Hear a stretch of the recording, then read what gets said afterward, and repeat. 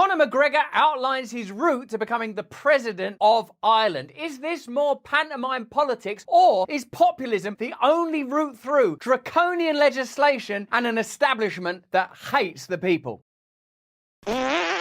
Hello there, you awakening wonders. Thanks for joining me on our voyage to truth and freedom, and what peculiar permutations there are with Conor McGregor outlining a route to the presidency. Something that a month ago would have seemed ridiculous now seems entirely plausible. There's a reason we're seeing a populist uprising across the world. People don't trust politicians anymore, and with good reason. People are sick of a legacy media that amplifies an agenda that is antithetical to the interests of people. People are sick and tired of an establishment that hates them, so they're looking for, this is my theory, my idea, let me know in the chat in the comments if you agree, they're looking for leaders that are willing to stand up against the establishment. This will mean outsiders. This will mean new popular figures. This will mean people that the establishment doesn't like suddenly being willing to take up a political mantle and oppose the forces that seem to me very interested in limiting individual power and centralizing authority and keeping ordinary people out of the business of running their own lives. Let's have a look at this story, because it's a very interesting time in Ireland, because the censorship industrial complex are stepping up their plan to control free speech and even, in the case of Ireland, invade people's home, even if they're suspected of being in possession of what is regarded as hate material or hateful material or hate speech material. And as Matt Taibbi says, hate speech is not the issue. Who decides what hate speech is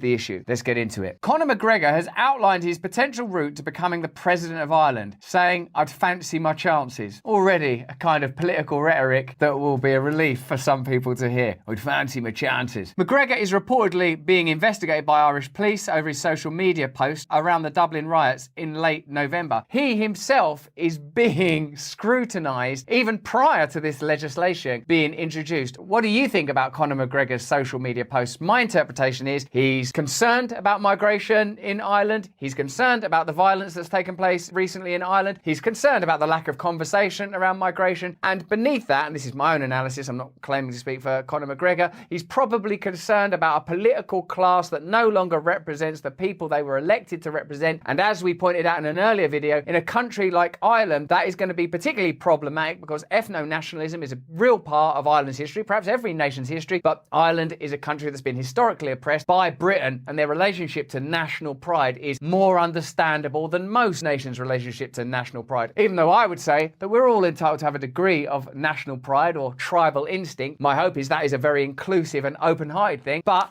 these are interesting times. But the former UFC champion has expressed confidence in taking up a position of power in his home country. Let's have a look at Conor McGregor's post. Potential competition if I run. Jerry, 78. Bertie, 75. Ender, 74. First names only. Each with unbreakable ties to their individual party's politics. Curious that already Conor McGregor, in my view, has identified one of the dominant themes and problems in contemporary politics. It has become institutional and systematic. I don't claim to know much about Irish politics full stop or contemporary Irish politics, but what I do know is across the world there's a sense that a form of neoliberalism has captured the heart of democracy. And while you hear hysterical rhetoric around this politician is like a tyrant, these people are dictators, these people are right-wing, the centralist, neoliberal, kindness, safety, convenience, centrist parties seem more interested in shutting down democracy than any of these apparent tyrants and dictators that we're supposed to be terrified of. For example, the government that's in Ireland right now are supporting a bill that would enable the police, or the Garda in the case of Ireland, to enter people's homes, take their laptops and computers if they are just suspected of having material that is deemed to be hateful. If the person proposing that policy was wearing a military uniform and making crazy salutes, you'd say, well, yep, that's good old-fashioned dictatorship. Regardless of what the public outside their parties feel, these parties govern themselves versus govern the people. Or me, 35, young, active, passionate, fresh skin in the game. I listen, I support, I adapt. I have no affiliation, bias, favoritism towards any party. They would genuinely be held to account regarding the current sway of public feeling. I'd even put it all to vote. There'd be votes every week to make sure I can fund. It would not be me in power as president, people of Ireland. It will be me and you. Even though this might be regarded as simplistic and naive by the metropolitan media class, this is the type of democracy that's possible now. A democracy of referenda. What do you want your tax dollars spent spent on? Do you support this bill? Do you want to spend taxes on roads? Do you want to support this war? Do you want more expenditure in mRNA vaccines? All of these things you could be asked. You could be voting on those issues, issue by issue, individually and independently. Do you want more censorship in Ireland? Do you want the police to have more power or less power? These are all things that could be debated, discussed and voted on. It's very curious that when people are accused of being anti-democratic, tyrants and dictators, no one ever mentions the possibility for real democracy that exists right now. I'm sure it would be complicated and I bet it wouldn't be perfect. But we're not competing with perfection. We're competing with a pretty corrupt system that most people are sick and tired of. And in the case of Ireland, they're rioting in the street out of sheer frustration, anger, disappointment and disconnection from their country and its leaders and the direction its leaders are taking it in. That means someone like Conor McGregor now, I believe, has a reasonable chance of getting elected where he to stand. Let me know in the chat in the comments if you think new politicians are likely to start standing in all sorts of new positions and roles across the world because people are sick and tired of systemic institutional figures that don't represent ordinary people but represent the interests of the powerful. Globalist establishment elites. Vote for this person or this person, you're going to get the same result. Conor McGregor, in a 200-word post, has hit the nail on the head. On Tuesday, ex-owner Elon Musk replied to McGregor, "I think you could take them all single-handed. Not even fair." Again, curiously, one of the responses to globalism has been the uprising of populist movements. And Elon Musk is a populist figure. There's a kind of ambiguity about where he may stand politically. Remember in his recent interview, he said, "Oh, I might vote for Trump," or "I'm not sure I'd vote for Trump, I wouldn't vote for Biden." Essentially, he's a spokesperson for the disenfranchised, curious though that may be, because he's obviously an extremely wealthy individual. Most people now are sick and tired of the political class. They're sick and tired of institutions that are trying to cling on to power and control our attention, control our consciousness, control the direction of our lives. We all know what the game is now. They're clinging on to power. They're trying to maintain institutions that are past their sell-by date. Again, in this little post here, just listing these ages and these names, some of them are sort of pretty